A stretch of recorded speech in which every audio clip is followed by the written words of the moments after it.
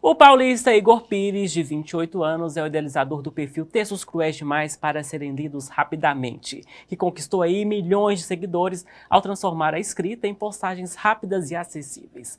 Quase uma década depois, ele reflete aí sobre literatura, afetos e os novos formatos de leitura que dialogam aí com a era digital. Igor Pires é um dos convidados da terceira edição do Fli Paracatu. Agora há pouco eu estive com ele, gravamos a entrevista e você confere aqui no nosso Jornal da Cidade. Olá a todos, e agora estou aqui com o escritor Igor Pires. Igor, o que te motivou aí a criar o perfil Textos Cruéis Demais para Serem Lidos Rapidamente e como foi acompanhar aí seu crescimento ao longo de quase 10 anos? Boa tarde, bem-vindo a Paracatu. Boa tarde, gente. Muito obrigado pelo convite. Eu penso que a criação do Textos Cruéis Demais, há quase 10 anos atrás, surgiu de um incômodo / inquietação, mas também de um impulso criativo de tentar entender as redes sociais naquela época e como as redes sociais se comportariam diante de textos que falassem sobre o cotidiano e sobre as relações humanas, né? Quando eu comecei a escrever para a internet, um pouco antes da página ser lançada, em 2016, eu já percebia e já sentia que as pessoas, que a poesia talvez pudesse ser esse gênero que as pessoas pudessem ler na internet, né? Porque até então o mercado editorial tinha uma ideia, talvez um pouco errônea, de que a poesia talvez não chegasse para as pessoas, ou talvez não fosse o público, né, esse público jovem / adolescente, talvez não fosse o público que consumisse esse gênero. Então eu acho que eu quis brincar um pouquinho também com a lógica. Na época eu fazia publicidade, faculdade de publicidade, então eu sempre fui muito afeito de ir testando mecanismos e tipos de comunicação para tentar entender quem era meu público, e aí calhou de ter dado certo, assim. Eu acho que meu panorama geral desses 10 anos de carreira é que eu percebi, a gente vem percebendo que o jovem adolescente, ele lê muito, tanto que se você olhar para a Fli Paracatu, você vai ver adolescentes abrindo livros, curiosos, fazendo perguntas, querendo entender sobre o meu trabalho. Isso é muito bom, muito gratificante. E eu também percebo que a poesia tem sido cada vez mais valorizada, assim. Então, se 10 anos atrás a gente tinha um gênero que as pessoas pouco consumiam, ou consumiam com muita dificuldade, a gente vê que, para além do meu trabalho, tem outros autores aí, poetas do mercado brasileiro, que têm feito um trabalho muito interessante e têm fomentado o debate da importância da poesia, do ensino da poesia, né, na escola, nos primeiros anos da escola, e depois nessa continuidade, assim, da leitura da poesia ao longo da vida. Muito bem. Igor, você acredita aí que as redes sociais ajudaram a aproximar aí os jovens da literatura ou criaram aí um novo formato de consumo da escrita?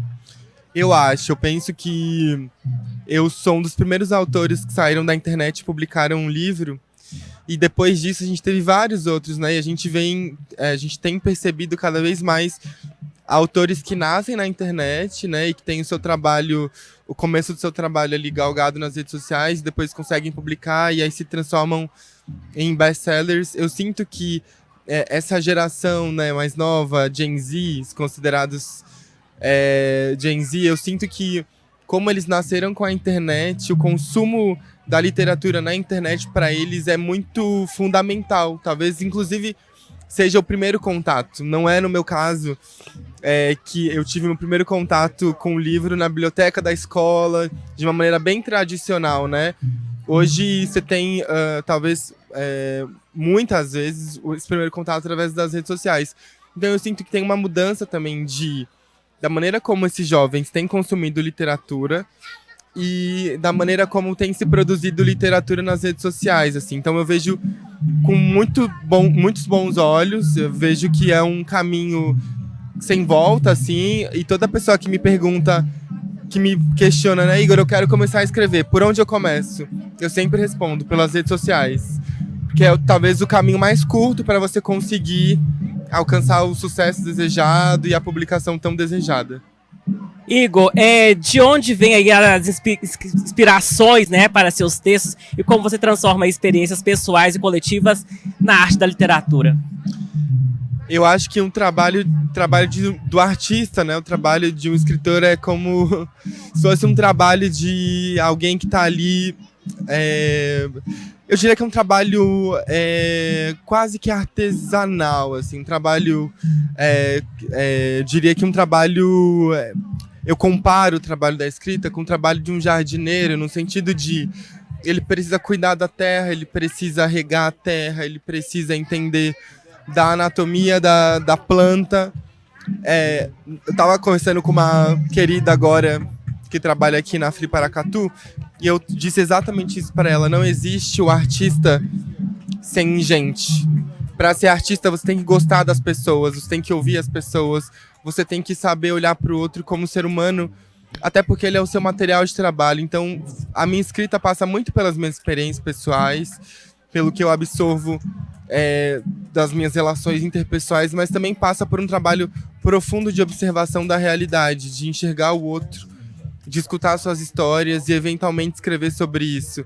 Acontece muito de eu estar em eventos como esse, eu ter uma troca com alguém e essa pessoa ficar na minha cabeça e eu escrever sobre isso porque ela me atravessou de alguma maneira. Eu penso que o trabalho literário, ele passa necessariamente por esse processo de troca, esse processo de atravessamento, sabe? Então as minhas inspirações, eu diria, são os outros, são as pessoas, é aquilo que o mundo consegue me oferecer, de que maneira eu consigo me encantar, seja olhando um céu azul como a gente está vendo agora, seja olhando para alguém e conversando com essa pessoa sobre um término de relacionamento, seja eu simplesmente escutando uma música, pensando na vida. Eu acho que tudo pode se transformar em poesia e tudo pode se transformar em verbo, né? A partir dessa minha conexão com o outro e dessa minha necessidade de observação. E para a gente finalizar aqui, como você enxerga aí o futuro da escrita em meio à velocidade do mundo digital e a relação cada vez mais imediata aí dos leitores com os conteúdos? É uma pergunta muito complexa e difícil, porque ao mesmo tempo que eu sinto que a gente está, de fato, caminhando para um mundo cada vez mais acelerado e automatizado, né? Automatizado e, enfim, mecânico, eu também tendo a crer, e eu quero crer como artista, que a gente precisa fazer o caminho de volta, às vezes, né? Voltar pro que é mais embrionário, pro que é mais artesanal, pro que requer da gente um pouco mais de sensibilidade. E eu sinto que o Flip Paracatu, nesse sentido, eu acho que retoma também esse momento em que a gente pode vir na praça, pode conversar com as pessoas, pode falar sobre literatura, pode falar sobre poesia numa sexta-feira, diga-se de passagem, né, no meio da semana, assim, mais final da semana.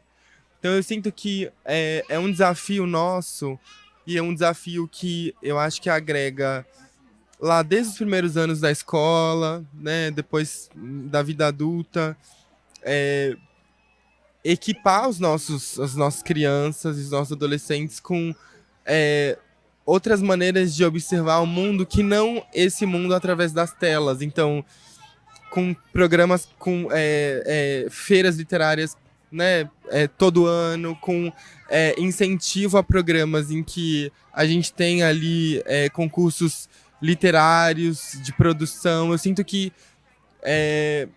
me parece uma boa alternativa a gente fomentar mesmo que essas crianças e adolescentes tenham contato com o livro, para que não seja um contato pontual só numa feira, mas que seja, eu falei isso na palestra de mais cedo, os livros são a nossa maior e melhor companhia ao longo da vida, né? O livro é um documento histórico que não vai morrer.